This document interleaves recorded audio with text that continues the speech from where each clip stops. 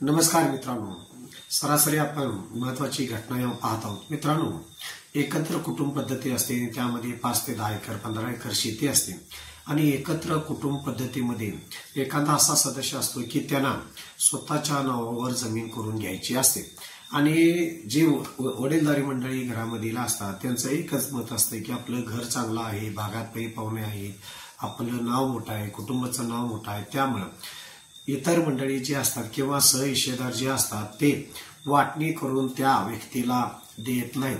अशा वेळी ती व्यक्ती कंटाळलेली असते. त्यांना सरकारी सुविधा ज्या काय शेती नाव असल्याशिवाय मिळत नाही त्यापासून ते लांब राहत असतात. अशा वेळी अशा व्यक्तीला जर वाटणी करून वाटप करून आणि स्वतःच्या नावावर जर प्रॉपर्टी पाहिजे असेल तर अशा वेळी काय करावं. तर मित्रांनो, अशा वेळी जर एखाद्या व्यक्तीला एकत्र कुटुंबाची जर प्रॉपर्टी वाटून मिळत नसेल, तोंडी वाटप जरी मागितलं असेल जर देत नसतील, तर अशा वेळी मेहरबान कोर्टामध्ये त्या व्यक्तीनं दावा दाखल करणे गरजेचं आहे. महत्वाचे, आता दावा दाखल करण्यापूर्वी त्या व्यक्तीनं जे काय तुमचे पै पाहुणे असतील त्यांना एकत्र घरी घेऊन बसून माझ्या हिश्श्याची मला जी जमीन द्याय ती मागणी करण्याचा प्रयत्न करावा. समजा पै पाहुण्याचं घरातल्याने एकत्र कुटुंब त्या इतर हिस्सेदाराने जर मांडलं नाही तर त्यावेळी गावचे सरपंच असतील किंवा तंटामुक्त गावातील जी कमिटी असते त्या कमिटीकडे एक अर्ज देऊन सदरचं असं असताना मी दावा कोर्टामध्ये दाखल करणार आणि माझ्या जे काही हिश्श्याला माझी वाटणीला येते ते माझ्या नावा करून द्यावं, या पद्धतीनं एक अर्ज तंटामुक्ती समितीकडे द्यावं आणि त्या पद्धतीनं जे काय आपल्या हिश्श्याचं क्षेत्र असेल तर ते एकत्र कुटुंब पद्धतीनं मागून घेण्याचा प्रयत्न करावा.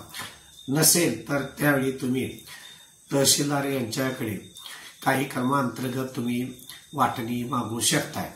कलम 85 प्रमाणे तुम्ही तहसीलदार यांच्याकडे अर्ज दाखल करून त्या पद्धतीनं सुद्धा जमिनीचं वाटप करून मागू शकताय. समजा एखाद्या व्यक्तीचं जर वडील वय झालेलं असेल तर त्या व्यक्तीनं वारसा दाखल केल्यानंतर सुद्धा जमीन वाटून येते, पण सदरचं वारस हे संपूर्ण एकत्र मिळकतीला संपूर्ण वारस लागत असतात आणि सेपरेट गट नंबर हा तुटक होत नसतो. अशा वेळी महत्वाची गोष्ट तर एक तरी वाटप करून मेहरबान कोर्टाकडे घ्यावं किंवा अशा वेळी मेहरबान कोर्टामध्ये दावा दाखल किंवा अर्ज दाखल करून त्या पद्धतीनं त्या व्यक्तीने वाटप करून घेऊन तुम्हाला तुमच्या नावावर जमीन सेपरेट करून घेता येते.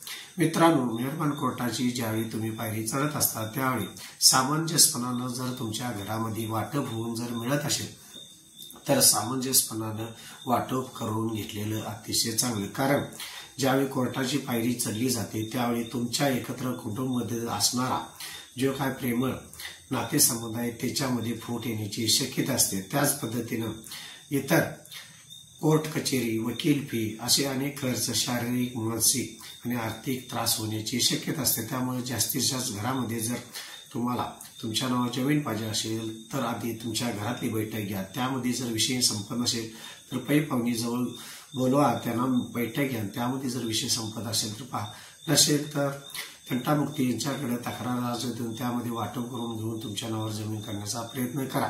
नसेल तर मला तुमच्या नावावर